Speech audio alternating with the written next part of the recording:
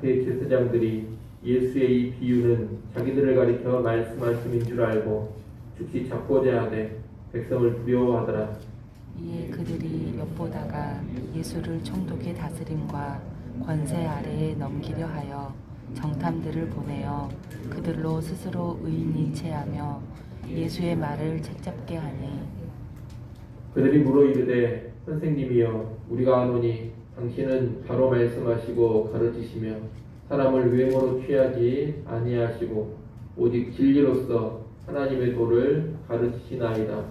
우리가 가이사에게 세를 바치는 것이 옳으니이까 옳지 않으니이까 하니, 예수께서 그 간계를 하시고 이르시되 데나리온 하나를 내게 보이라.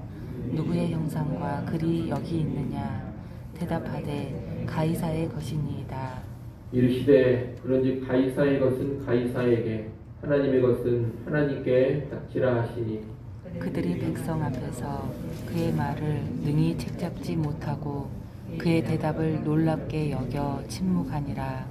부활이 없다고 주장하는 사두개인 중 어떤 이들이 와서 물어 이르되 선생님이여, 모세가 우리에게 써주기를 만일 어떤 사람의 형이 아내를 두고 자식이 없이 죽으면 그 동생이 그 아내를 취하여 형을 위하여 상속자를 세울지니라 하였나이다.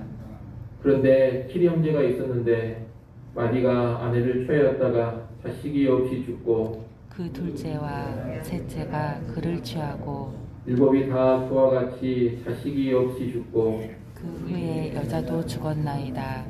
7이 다 그를 아내로 취하였으니 구할 때에 그 중에 누구의 아내가 되리이까? 예수께서 이르시되 이 세상의 자녀들은 장가도 가고 시집도 가되 저 세상과 및 죽은 자 가운데서 부활함을 얻기에 합당 여김을 받는 자들은 장가가고 시집가는 일이 없으며 그들은 다시 죽을 수도 없나니 이는 천사와 동등이요 부활의 자녀로서 하나님의 자녀임이라.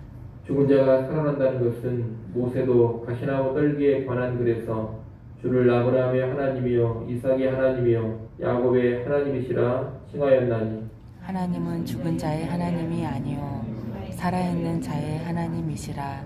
하나님에게는 모든 사람이 살았느니라 하시니, 서기관 중 어떤 이들이 말하되 선생님 잘 말씀하셨나이다 하니, 그들은 아무것도 감히 더 물을 수 없음이더라. 아멘. 오늘 본문은 예루살렘의 종교 지도자들과 예수님 사이에 벌어진 세금 논쟁과 부활 논쟁에 관한 말씀입니다. 먼저 19절부터 26절까지는 세금 논쟁입니다. 오늘 본문에 앞서 예수님은 포도원 농부 비유를 통해 당시 종교 지도자들이 하나님 앞에서 악한 소장농으로 살고 있다는 비판을 하셨습니다. 종교 지도자들은 이 비유가 자기들을 비판하는 내용이라는 것을 즉시 알아차립니다. 화가 난 그들은 예수님을 체포하고 싶었지만 예수님을 따르는 백성을 두려워해서 잡지를 못했습니다. 이에 그들은 예수님을 로마 총독의 다스림과 권세에 넘기려고 합니다.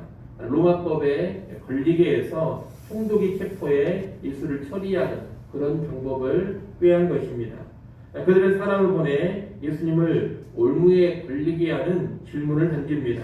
우리가 가이사에게 세를 바치는 것이 옳으니까 옳지 않으니까 하는 질문입니다. 이 질문은 어떤 답을 해도 예수님께 불리한 질문입니다. 세금을 바치는 것이 옳다 이렇게 답하면 유대 민중으로부터 비난을 받게 됩니다. 세금 바치는 것이 옳지 않다고 또 답하면 로마 정부에 단기를 드는 것입니다. 그러니 상당히 곤란한 질문입니다. 특히 세금을 바치지 말라고 답한다면 종교 지도자들이 예수님을 로마 총독에게 고발할 수 있는 좋은 건수가 생깁니다. 로마 총독의 손을 빌려 예수를 처리할 수 있게 되는 겁니다. 그러나 예수님은 그들의 관계를 아시고 로마의 동전인 데나리온 하나를 가져오라 하십니다. 그리고 누구의 형상과 글이 이 데나리온에 있느냐고 묻습니다. 당시 데나리온에는 로마 황제의 형상과 글을 가리키는 글귀가 새겨져 있었습니다. 그래서 그들은 가이사의 형상과 글귀가 새겨져 있다고 답합니다. 이 예수님은 가이사의 것은 가이사에게, 하나님의 것은 하나님께 바치라고 하십니다. 이 답변은 로마 정부의 통치나 유대인들의 신앙 그 어느 것에도 걸리지 않는 답변입니다. 이 답변을 듣고서 정탐꾼들은 뭐나 책 잡을 것을 찾지를 못했습니다. 그들은 오히려 예수님의 답변을 놀랍게 여기고 물러갑니다. 예수님은 지금 아주 지혜로운 답변을 하셨는데 그러면 이 답변의 의미가 무엇이겠습니까? 이 답변은 두 가지 의미를 담고 있습니다. 하나는 세속 정부를 부정하지 말고 세속 정부의 정당한 다스림에 순복해야 한다는 것입니다. 예수님은 가이사의 것은 가이사에게 바치라 하셨습니다. 다시 말하면 세금 낼 것을 내라고 하신 겁니다. 성경적으로 보자면 세속 정부 국가는 하나님의 섭리 가운데 세워진 것입니다.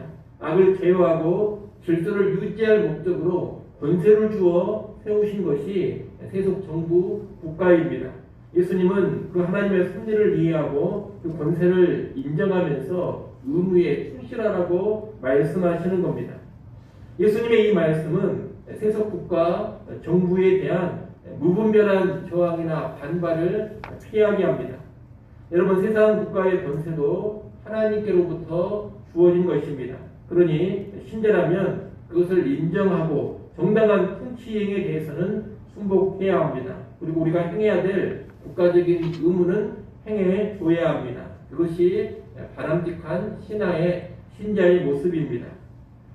예수님의 답변이 가르쳐주는 또 하나는 세속 정부보다 하나님을 향한 헌신을 언제나 우위에 두어야 한다는 겁니다. 가이사의 것은 가이사에게, 하나님의 것은 하나님에게라는 말은 세속 정부와 하나님을 대등하게 두는 답변이 아닙니다. 이 답변을 잘 생각해 보면 하나님이 가이사보다 위에 있습니다. 예수님 말씀에 따르면 로마 동전 데나리온에는 가이사의 형상이 새겨져 있기 때문에 가이사의 것입니다. 그런 맥락에서 본다면 하나님의 것은 뭘 의미하느냐? 하나님의 형상이 새겨져 있는 것, 그것이 하나님의 것입니다. 창세기 말씀에 따르면 하나님의 형상이 새겨진 것은 인간입니다. 하나님이 자기 형상으로 사람을 창조하셨기 때문입니다.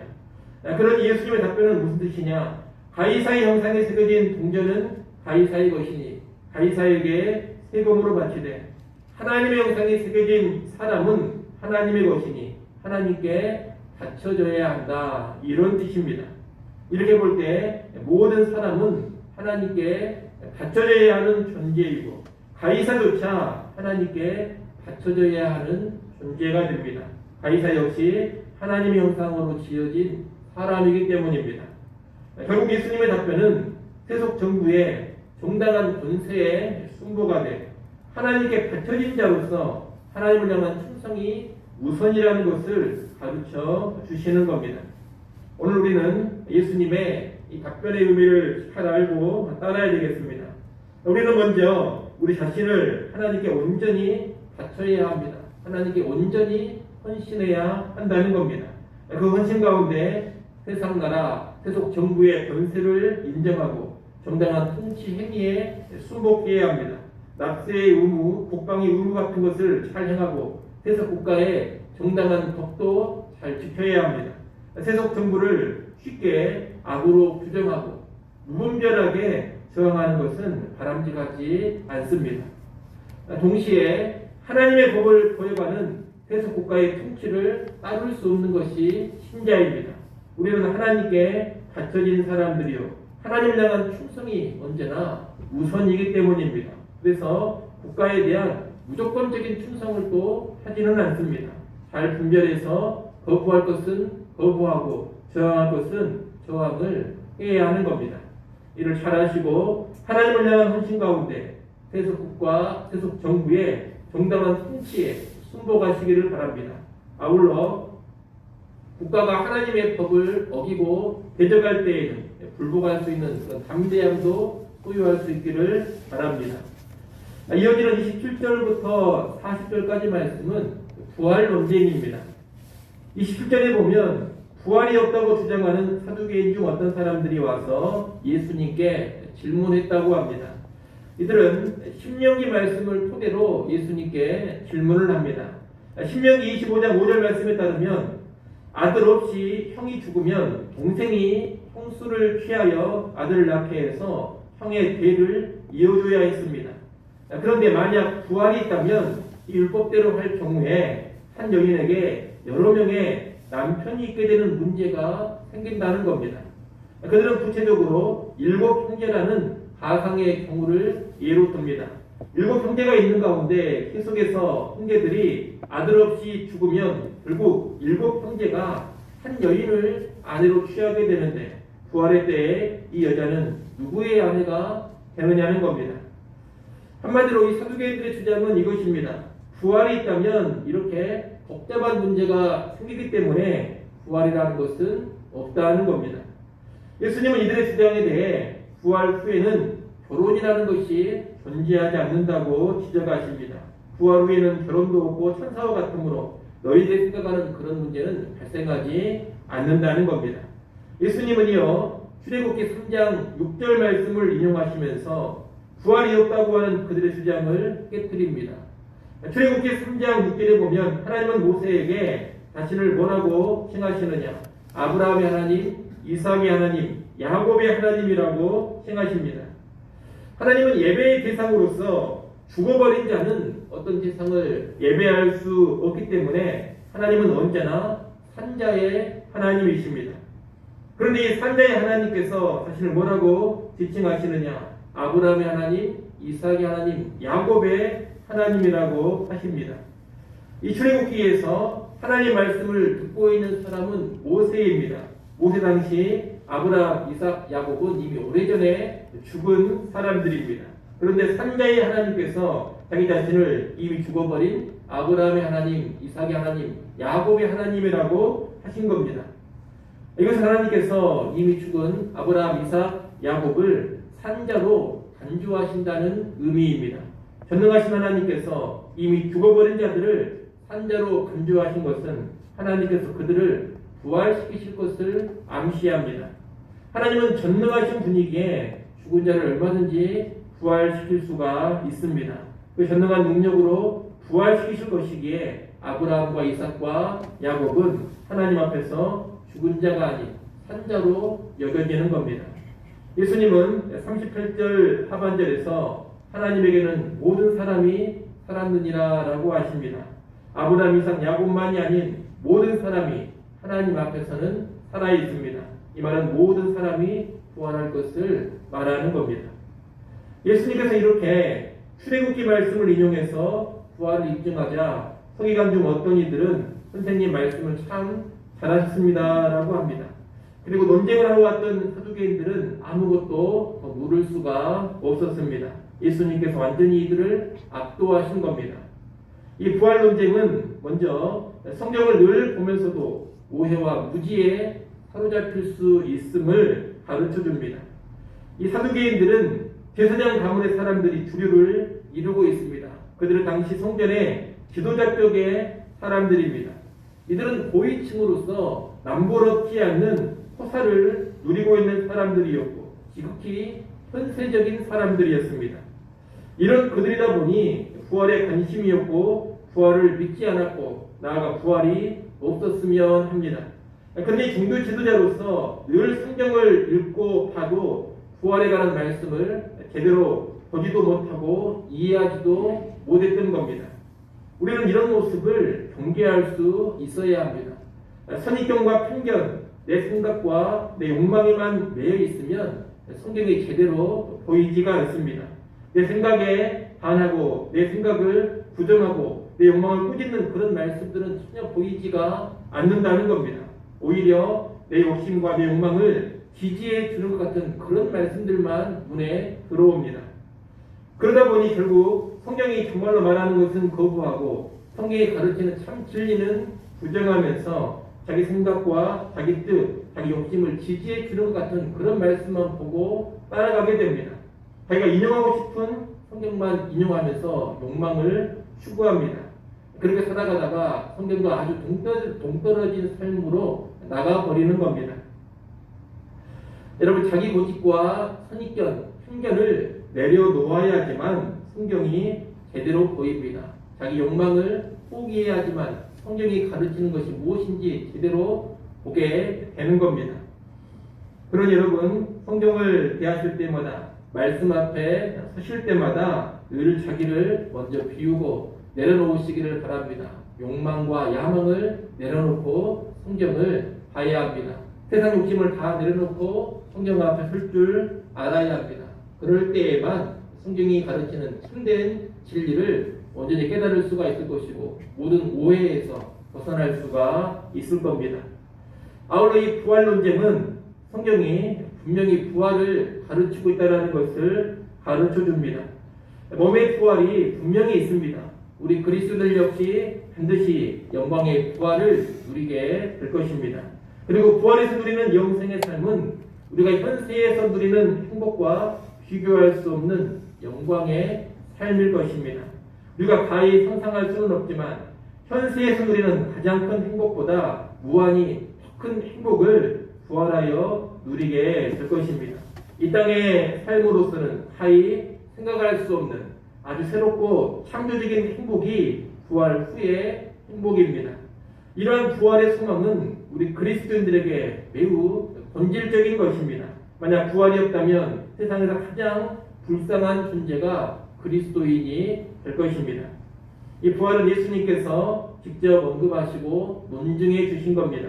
그리고 예수 그리스도 자신이 부활하심으로써 부활의 사실성을 똑똑히 보여주셨습니다. 따라서 부활을 믿지 않는 기독교, 부활을 믿지 않는 그리스도인은 존재할 수 없습니다. 부활을 기대하고 소망하지 않는다면, 그저 현세적으로만 살아간다면 그는 결코 제대로 된 그리스도인이라 할 수 없는 겁니다. 그러니 여러분 늘 부활을 소망하며 살아가시기 바랍니다. 현세의 즐거움과 행복, 현세의 삶에 모든 것을 걸고 살지 마십시오.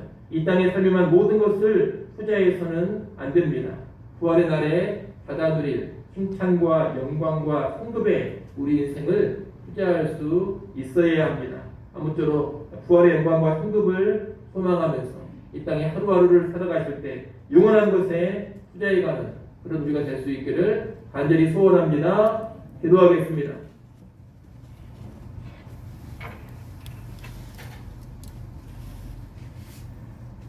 하나님 아버지, 세금 논쟁과 부활 논쟁에 관한 예수님의 말씀을 보았습니다. 우리가 하나님께 바쳐진 자로서 하나님께 충성하면서 세상 정부의 정당한 권세에 따르게 하여 주옵소서. 세속 국가를 향한 무분별한 저항도 경계하고 무조건적인 복종도 경계하는 균형 잡힌 신앙, 지혜로운 신앙으로 살게 하여 주옵소서. 또한 이 땅을 살아가며 부활의 소망 가운데 살아가기를 원합니다.